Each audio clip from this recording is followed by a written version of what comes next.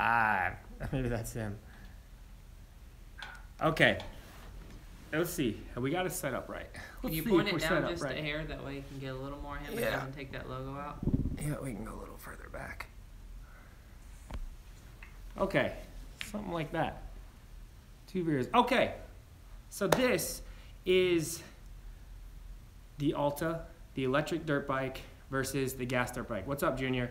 We have, this video has recently, we did a test, the lap times, the whole shot, we did this lap time test, and recently it's become, it's just popping for whatever reason, and we really love it, and we just wanted to answer some questions that are happening right now on this bike. So we, yeah, we're just gonna take it away, and we want to just clear up some stuff. So if you're watching this live, we super appreciate that. If you guys are catching this after the live feed, this is going to be pinned on the top of the electric versus gas lap time video. And if you're seeing it from there, awesome. We appreciate every one of you for watching. So, Kevin, we're about to answer some of your questions. You don't think that? Yeah, and oh, here we go. We got Larry Hughes here, which is our regional sales manager. How many states are you covering? You've got a pretty big territory, right, Larry?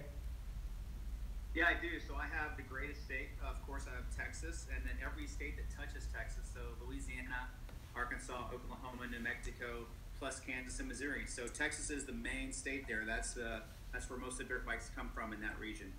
Perfect. Cool. Yeah, so we brought Larry on because there may be some stuff that pops up that we just don't know, and we want to give you guys the best answers possible. So Larry knows everything there is to know. He knows stuff that we don't even know, and we're fortunate to have him on. By the way, I am Jason. Tyler. We are with the MX Factory. What's the best dirt bike to have? Let me answer that, Zach. And Kevin, what you just asked, I hope you're hanging around here for a second because we're going to clear some stuff up. First off, just about the test in general, everybody, a lot of people are asking why. First off, what is the purpose of the test? I want to be very frank with you. The purpose of the test is just to, let me turn this sound off on this. The purpose was the test to honestly just to see if the Alta could even hold fire to any type of gas, to any type of dirt bike that obviously we already know. And to be super frank with you, we wanted to see if the Alta sucked. And the resounding answer was no, it does not. It is far from it. It is a super legit bike, and we're super stoked to be on it. Everybody's asking why we use the 450. Tyler, why do we use the 450 versus the Alta? Well, the 450 was, one, what we had at the moment. Mm-hmm. And two, we were on a tighter track, as some of you have said, and that was a track we had access to. And a big thing there is dirt, right? Ruts are rut, jumps are jumps, and dirt bikes are dirt bikes. This just happens to be electric versus gas. The reason we chose the 07 Honda 450 because it's the best turning bike in the history of my time. You know, even to my 17 Husky 450, it turns better, and the track's majority turns. So we really wanted to put the Alta up to the test, where we said we're going to pick the best turning bike that we have, and we're going to pull the Alta out. And we just got this Alta from our local dealership here at TJ's. No one, you know, we were just curious, right? So, you know, we just put it to the test that way. One more note is the 2007 Honda was a full carbureted machine. One of the last years of the full carburation. No EFI, no electronic anything, so we want to go full gas versus full electric. We thought that was pretty cool. We do know, because we have not been living under a rock, and Larry can attest to this, that the Alta, oh, that's a good, I don't mean the e-bike. We're reading a question, super expensive. I think Larry can take care of that. We're going to scroll back to that question. It's a good question, Kevin. We'll address that. But now I even lost my train of thought here. Where are we at? Well, let's answer his question. Well, guess. Well, we could get to that one. We're going to have Larry answer because it's a new thing that just came out. Kevin says, I mean, I don't mind an e-bike. I just think it's not good enough yet. The bike is super expensive, plus batteries and everything. Of course, I think there will be way better in a couple years. There is, Larry, can you address the expense of the Alta? Really good point. So, just for the record, 2017 was the very first model year for Alta. So amazing bike for the very first year. The 2018 is going to be coming out. There'll be a big announcement on the 1st in just a few days on February the 1st. But let's just address the cost. When the bike came out, 2017, it was $14,999. That's $14,995. For 2018, they're lowering the price, or we are lowering the price to $10,495. You guys can't hear that well? Yeah, get a little closer. Keep talking, Larry. We're just trying to get you closer to the camera so they can hear you. Oh, okay, I got you. Yeah, so we're having we have new pricing structure. So a lot of people still think that the bikes are $14,995, but they're actually, we've just dropped the price. So at your local dealer right now, they're about $10,000, $11,000 is how much a brand new Alta is. And yes, the bikes are just going to get better and better. And one thing I would like to address as far as maintenance is there's absolutely zero engine maintenance on this bike for about 1,000 hours or more. Think about that, 1,000 hours, no engine maintenance at all on the engine or the battery. That's a lot of top ends that you have to go through on a gas-powered bike. That's a lot of air filters that you have to clean. Well, you don't have to do that. There's no air filter on the Alta. There's no oil and filter changes, no spark plugs to change, no top ends, any of that stuff. So the cost really does weigh itself out when you look at the long haul. Absolutely. That's awesome. That's can you guys hear that all right? If those of you on as good as they are, it doesn't have a clutch. It doesn't have a clutch in Gits, and I think that is good enough for me to stick to gas powered. We'll address those in a second. Let me hit one more thing. Last thing to say 450, why not test it against a 450? That's kind of what we figured. We know this is comparable to a 250. We know that when Josh Hill raced it at the Red Bull Straight Rhythm just a couple years back, that it completely proved itself there, we think, in our opinion. But we know it's comparable to a 250. We just figured, why not race it against a 450? That's pretty awesome, because if it can hold a candle to a 450, pretty neat. So why the small track, by the way? We're going to keep addressing these. We just liked this track's a track. I mean, you had a good point on that earlier when we were talking dirt. Go ahead and just tell them about that. Yeah, and my opinion on that is, yeah, a track's a track, a rut is a rut.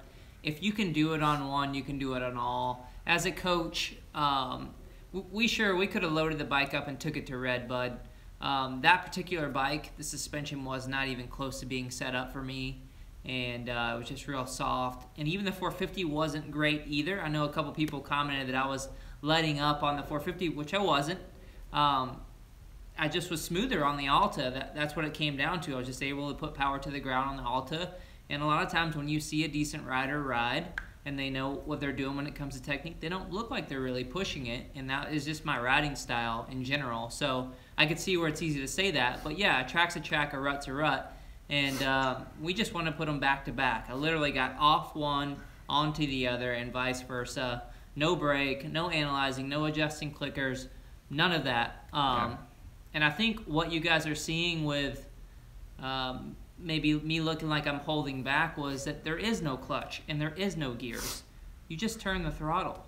And I can promise you, if you watch our how-to videos and you're trying to learn, it's a lot easier to learn your basic fundamentals, which is the ground of everything that you go through on a motocross bike, without having to worry about those things, right? Absolutely. Because you're still creating speed because the throttle is a speed. You're just not having to worry about a couple of the other things.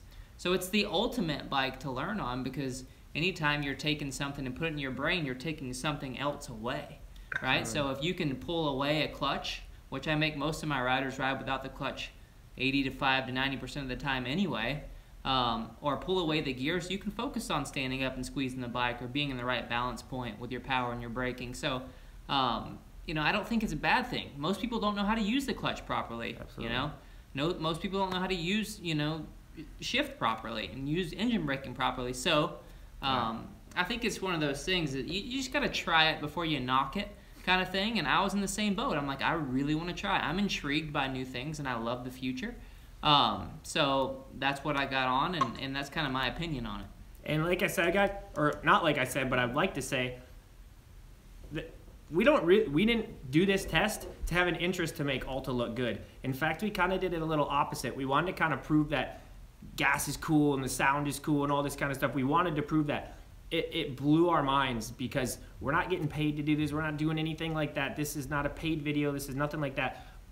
The electric bike is just good, and we did a very simple test just to prove the fact that will it be horrible or will it be great? ended up far on the great side. So there's no interest to us to do that besides just like, hey, the evolution of motocross, let's stay on top of it.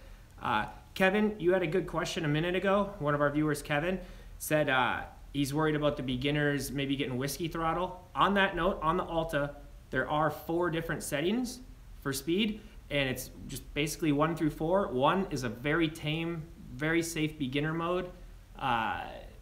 4 is aggressive. Intense. It's intense. Aggressive. It's there was fun. a comment about the bikes not being fast, or even close to being as fast as a 450.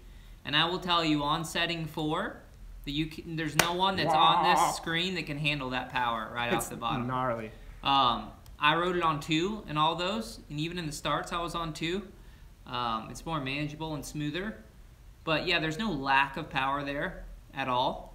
In fact, in my opinion, 4 is a little aggressive, and I'm assuming that a company like this is so progressive in their thinking that they'll be able to tune them even down below that if you really wanted to. At the end of the day, it's electronics, and I'm sure that there'll be modifications that come along with that down the road, and you'll be able to tune them however you want, and that's the beauty of dealing with electronics. If you don't believe me, just ask Elon Musk. I think he's doing okay.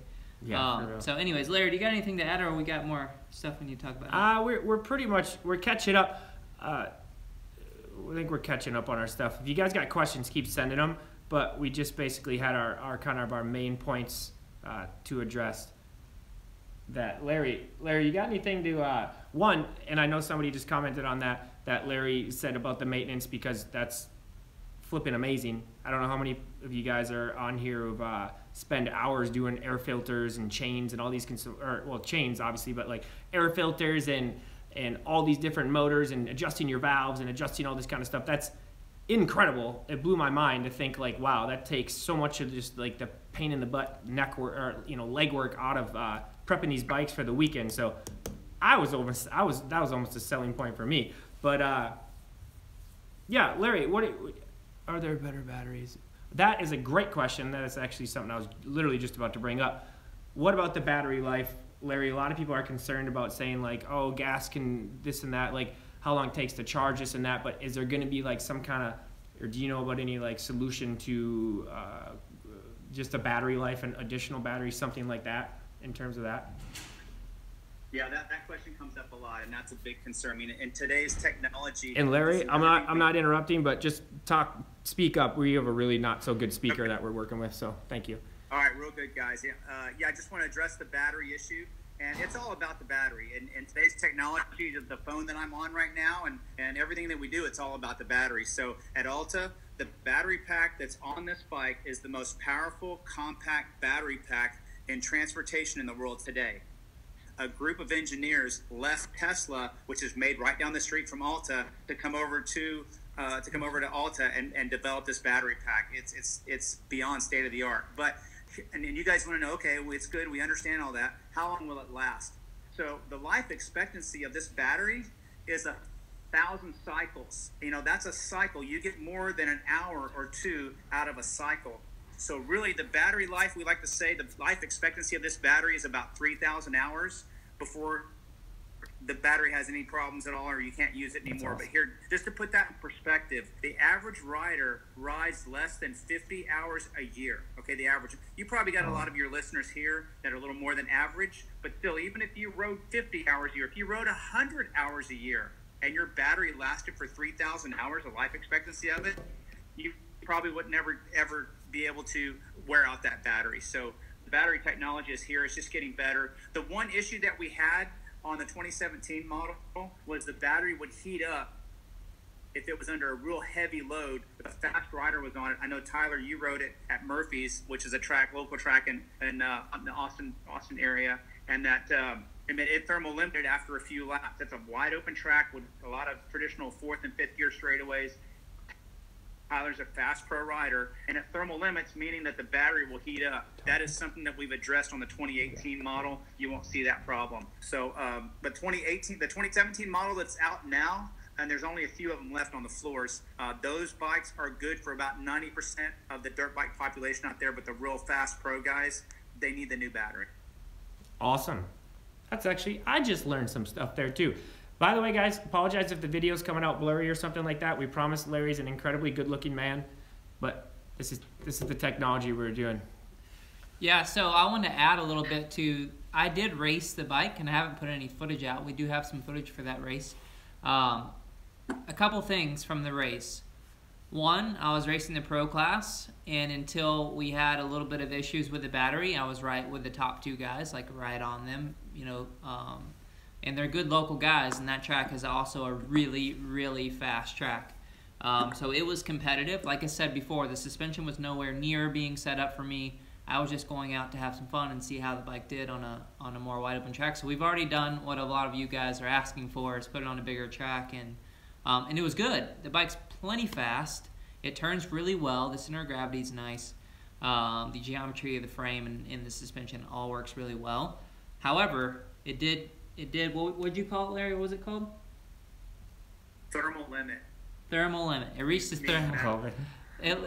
How can I get my hair? It reached its thermal limit, and I doubt that it does it with very many riders because, you know, the track is so fast that I was on the gas, you know, wide open 90% of the time. So, yeah, the bike was great. Other than that, in practice it was great, and even in a couple of the races. But what I will add to that is I plugged the battery in between and never went below half of the battery capacity all day and raced it.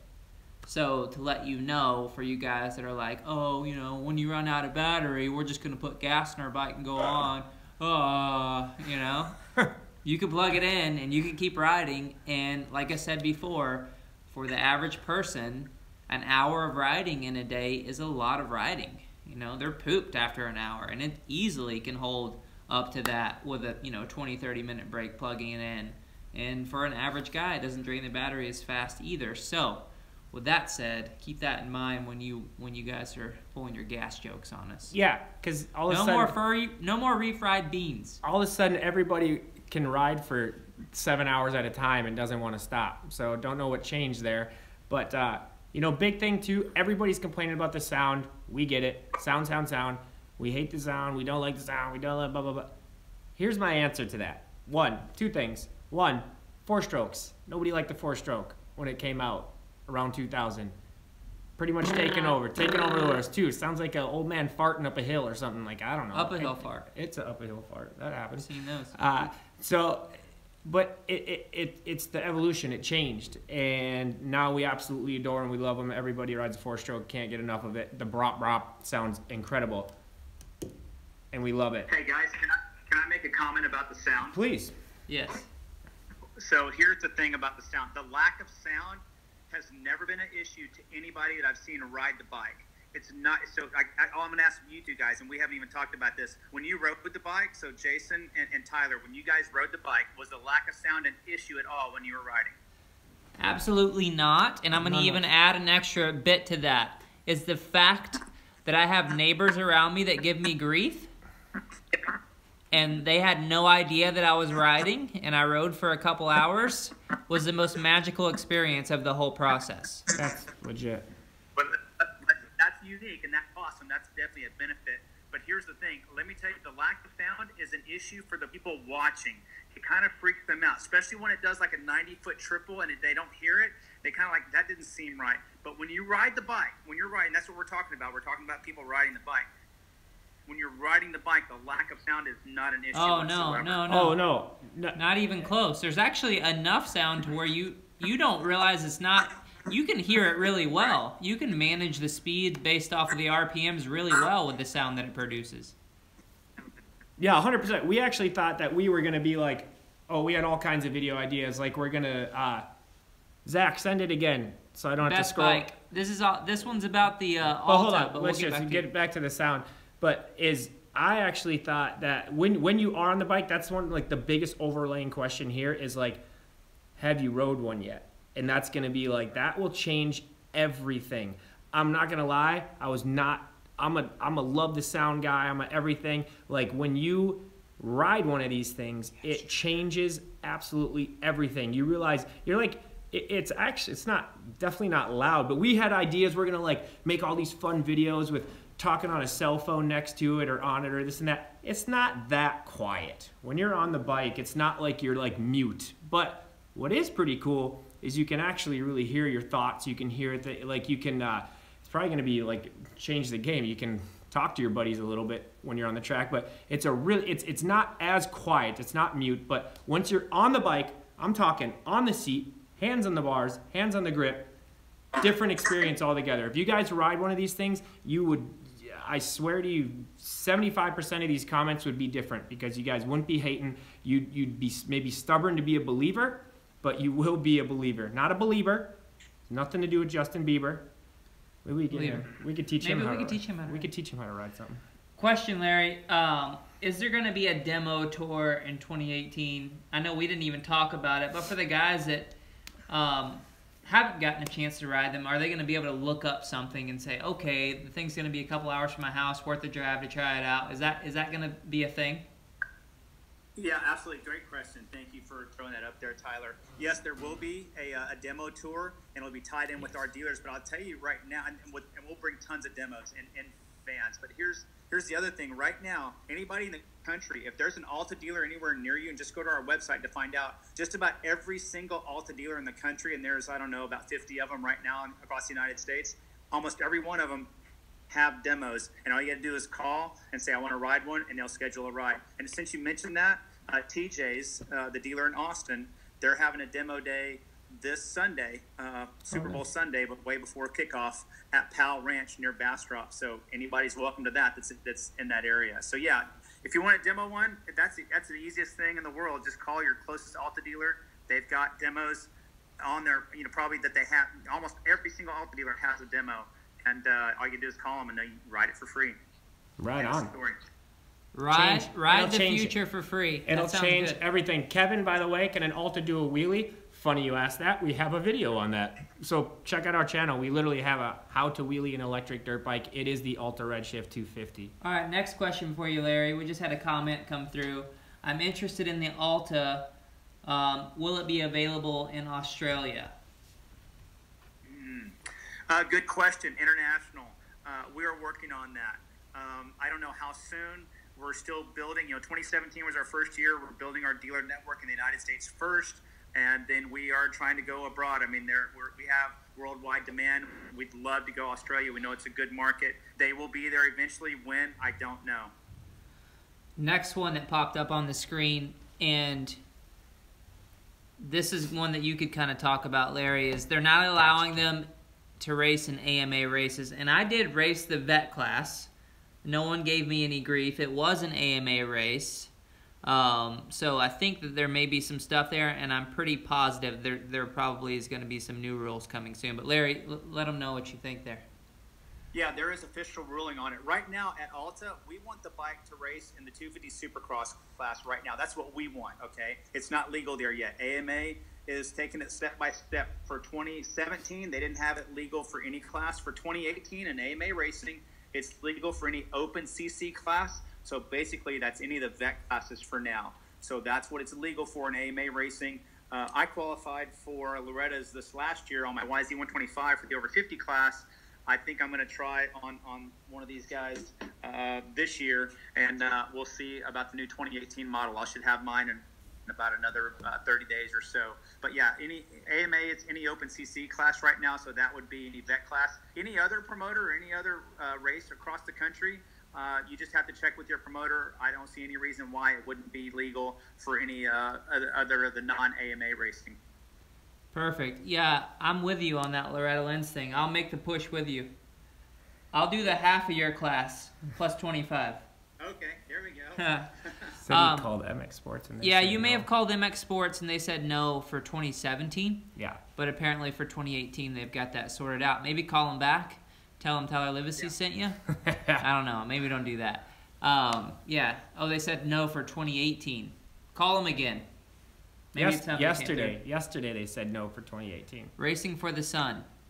I like that. Well, sweet name. It depends on what class. What class are you asking? What class are you asking about? How good are the brakes? They're KTM brakes. They're amazing. Yeah. I mean, guys, the components on this are not... I've seen a few comments throughout this thing say like, hey, cool little Walmart or cool Toys R Us bike. Yeah, we do know, Rob. Plus 30. You guys, you're talking...